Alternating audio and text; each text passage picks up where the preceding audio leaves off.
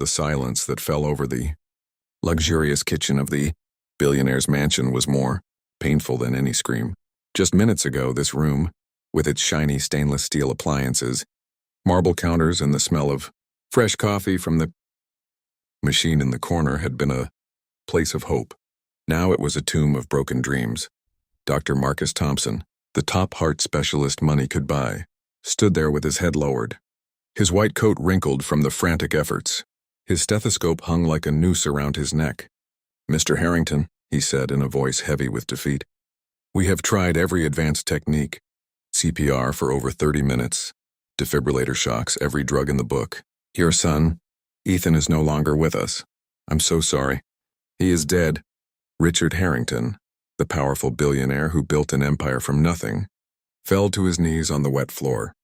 His expensive suit was forgotten as he held his 6-month-old son close to his chest. The baby's small body in the green onesie was still too still.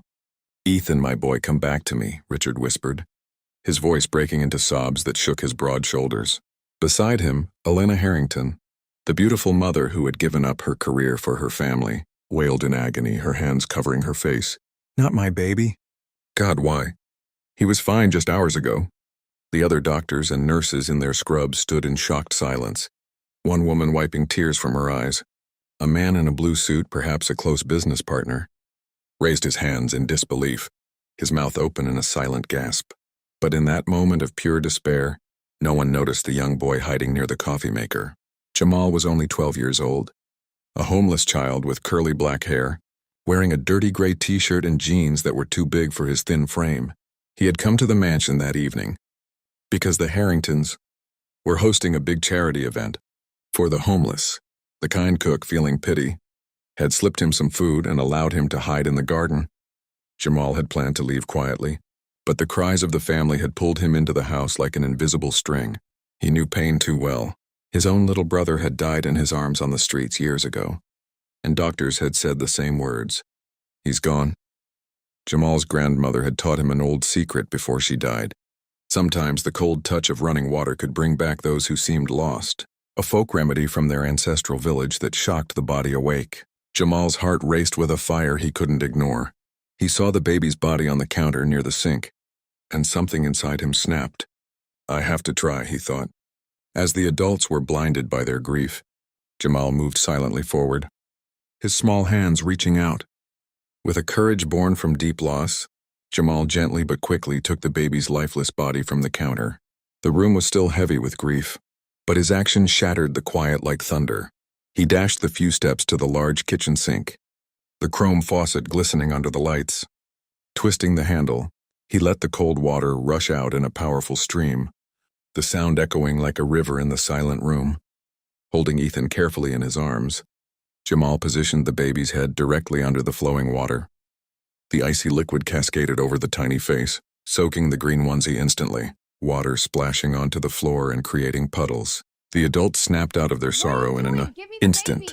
Dr. Thompson's eyes widened in horror, and he pointed straight at Jamal with a shaking finger, his face turning red. "What are you doing? Stop right now, you little street urchin. That's a dead child you're harming." His voice boomed with anger and shock. The nurses gasped loudly, one clutching her chest as if she might faint. Elena looked up, her eyes filled with confusion and fear. "Who is that boy? Someone stop him before he hurts my baby even more." Richard stood up slowly, his face a mix of rage and disbelief. But something in Jamal's determined expression made him pause for a second. The man in the blue suit raised his hands, yelling, "Security! Get this kid away from there!" Water continued to pour, drenching Jamal's clothes as well. He held firm, his own tears mixing with the spray from the faucet. "Please wake up, little one," he whispered softly to the baby, his voice full of emotion. "My brother didn't have a chance, but you do. The cold water will call your spirit back, just like Grandma said. You have to fight!" Jamal remembered the nights on the street, the loneliness, the hunger, but also the love he had for his lost sibling. This was his way to make it right, to give another family the chance he never had. The doctors moved closer to grab him, but the sheer selflessness in the boy's actions rooted them in place for a moment longer. Then a miracle began to unfold right before their eyes. The baby's body twitched under the cold stream. At first it was subtle, a small movement in the chest.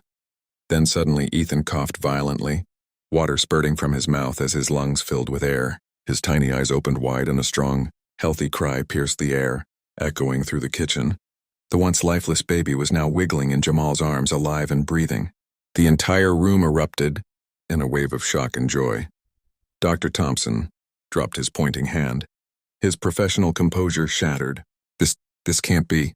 He had no pulse for over an hour. No brain activity. How is this possible? The nurses rushed forward, checking the baby's vitals with trembling hands. Heart rate normal. Breathing steady. It's a miracle. Elena ran to Jamal, taking her son gently and covering him with kisses, her tears now of happiness. Thank you. Oh, thank you, whoever you are. Richard, the billionaire, pulled Jamal into a tight embrace, his powerful frame shaking with emotion. You saved my son when we all gave up. You did what our doctors and millions couldn't. But the biggest twist came when Jamal, still dripping wet, looked up at the family with a sincere smile. I didn't do it for money or fame. I did it because I lost my little brother the same way. Doctor said he was dead too. But I always wished I could have tried Grandma's way. Today I saved your Ethan so no other parent feels my pain. The revelation moved everyone to tears. The doctors later explained that the cold shock had perfectly restarted the baby's heart in a rare medical window they had missed, proving that sometimes the simplest acts hold the greatest power. The emotional climax left the family forever changed, their hearts full of gratitude for the homeless boy who became their hero. The kitchen, once filled with sorrow, now buzzed with life as everyone celebrated the impossible revival. What happened next was even more beautiful than the miracle itself. Richard Harrington, touched by Jamal's selflessness and story, made a promise right there in the kitchen. You will never be homeless again, son. You are part of our family now. He didn't just give money. He opened his home, his heart, and his future to the boy. Jamal moved in, got new clothes, a proper education at the best school, and most importantly, a loving family. Little Ethan grew up calling him Big Brother, and the two shared endless adventures, the older teaching the younger about true kindness from the streets. The doctor, Dr. Thompson, changed his practice forever, incorporating lessons on compassion and alternative wisdom into his work. The story spread quietly at first, then inspired thousands through the Harrington's Foundation, helping homeless children worldwide. Jamal never sought attention. He just wanted to help others as he had been helped. This incredible tale teaches us a profound, heartwarming message. Kindness and selflessness know no boundaries of wealth or status. A homeless boy with nothing, but a big heart saved a billionaire's son when all hope was lost. It shows that humanity's true power lies in our ability to care for one another, no matter our differences.